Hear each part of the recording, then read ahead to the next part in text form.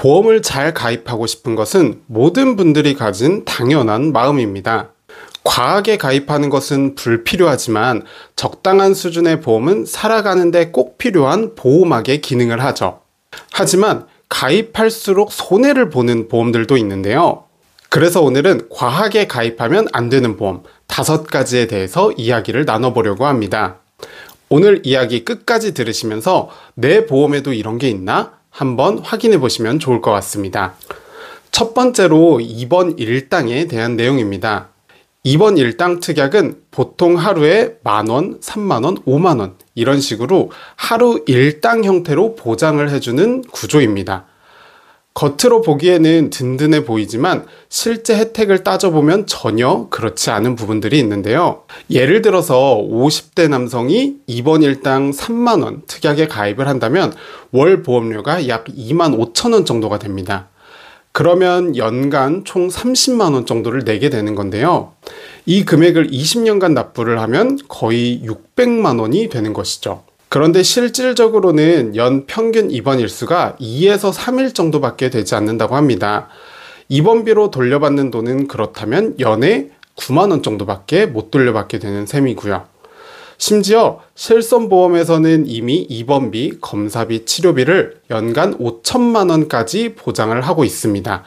그렇기 때문에 입원 일당은 꼭 필요하지는 않다라고 볼 수가 있는데요. 같은 보험료로 차라리 암 진단비를 1,000만 원 이런 식으로 가입하는 게 훨씬 낫다고 볼 수 있습니다.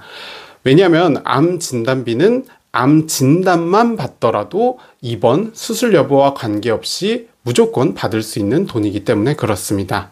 그래서 입원 일당은 가성비 측면에서 조금 떨어지기 때문에 꼭 추천드리지는 않는 특약이라고 보시면 됩니다. 두 번째로는 암 수술비에 관련된 특약입니다. 암 수술비 특약은 수술을 했을 때만 당연히 받을 수 있는 보험입니다. 그런데 요즘은 암 진단을 받으신다고 하더라도 꼭 수술을 하지는 않는 경우들도 많이 있는데요.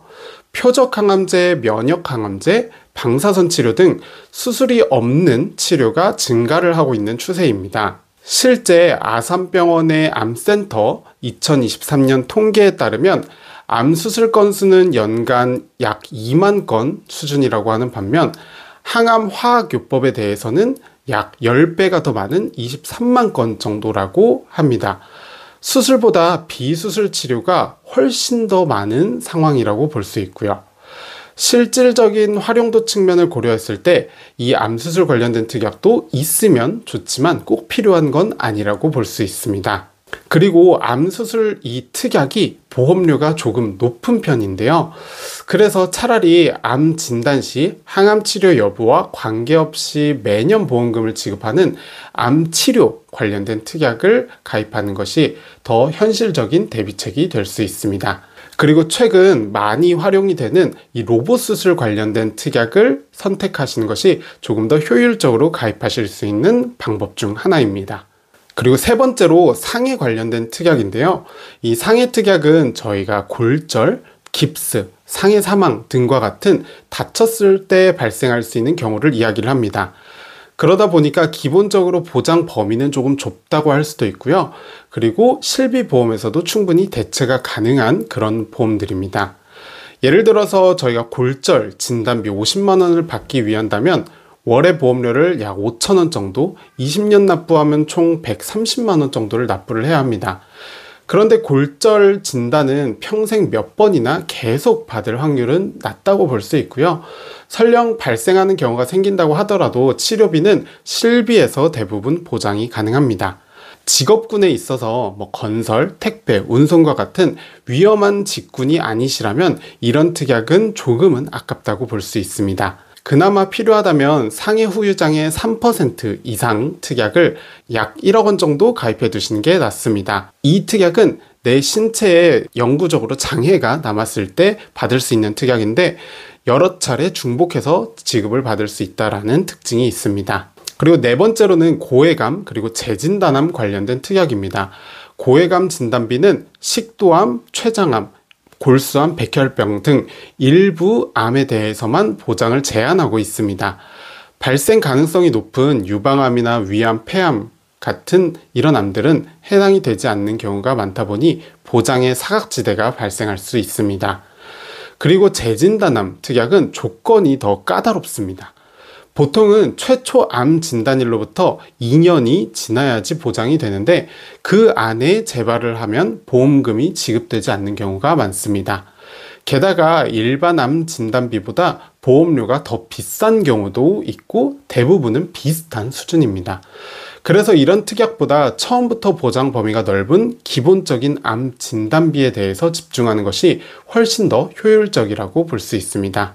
그리고 여기에서 여유가 되신다면 암 치료 특약으로 보완을 하시는 것 정도는 추천드릴 수 있습니다. 마지막으로는 수술 관련된 특약인데요. 여기에서 포인트는 중복해서 여러 개를 가입하는 수술 특약이라고 볼 수 있습니다. 일반적으로 다다익선이라고 하는 말이 맞을 수 있지만 보험 설계에서는 아닐 수도 있습니다.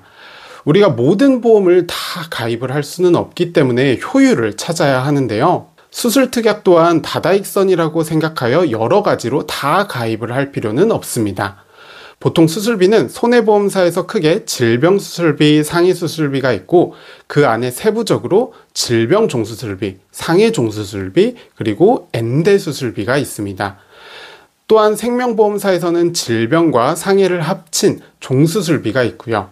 그리고 더 세분화해서 어떠한 진단에 따라 경우에 따라 수술비 특약은 정말 많습니다. 내가 만약 보험 가입할 여유가 많이 되고 또는 나이가 어려서 보험료가 아주 저렴해서 수술 관련된 특약을 중복해서 여러 개 가입을 하더라도 보험료가 부담이 되지 않는다.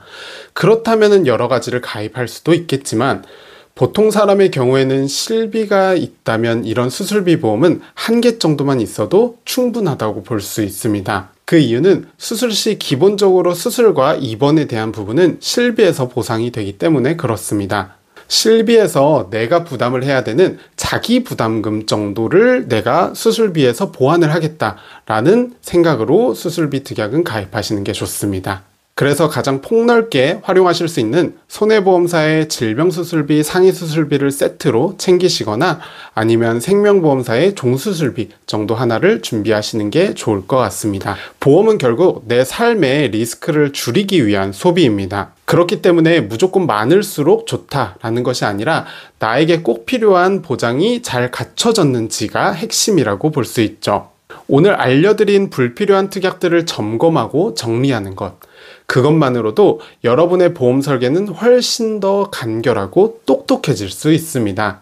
혹시 지금 가입하고 있으신 보험이 잘 구성되어 있는 것인지 궁금하시다면 꼭 한번 전문가의 점검을 받아보시고 불필요한 보험료는 줄이고 꼭 필요한 보험은 강화해 보시길 바라겠습니다. 그리고 오늘 이 정보가 도움이 되셨다면 지인분들에게도 이 영상 공유 꼭 부탁드리겠습니다. 다음 영상에서도 여러분의 보험 고민을 확실하게 해결해 드리겠습니다.